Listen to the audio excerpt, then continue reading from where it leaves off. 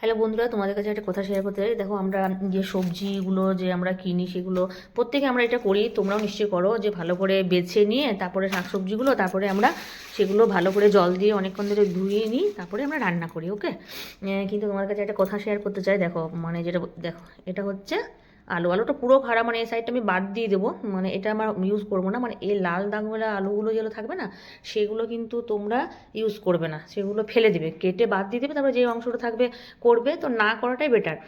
তো দেখবে এই আলুগুলো খাও না, মানে এই আলুগুলো খেলে শরীরের পক্ষে ক্ষতিকারক। আমার দিদির শাশুড়ি মা, মানে উনি আজ বেঁচে নেন, তো উনি বলেছেন যে কখনো এই সকল আলুগুলো খাবে না, এগুলো খেলে শরীরের পক্ষে ক্ষতিকারক, কিছু নিশ্চয়ই একটা প্রবলেম হয়। তো উনি তো বয়স্ক মানুষ ছিলেন, বলেছেন। তো তোমাদের কাছে আমি এটাই শেয়ার করতে চাই যে প্লিজ তোমরা এই সকল আলুগুলো খাবে না, এই সকল আলুগুলো ফেলে দেবে।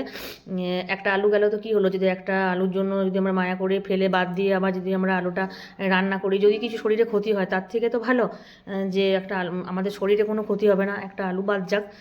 তো প্লিজ তোমরা এই আলুটা খাবে না, মানে এরকম আলুর দাগ থাকলে এগুলো খাবে না, আমি তোমাদের কাছে রিকোয়েস্ট করছি।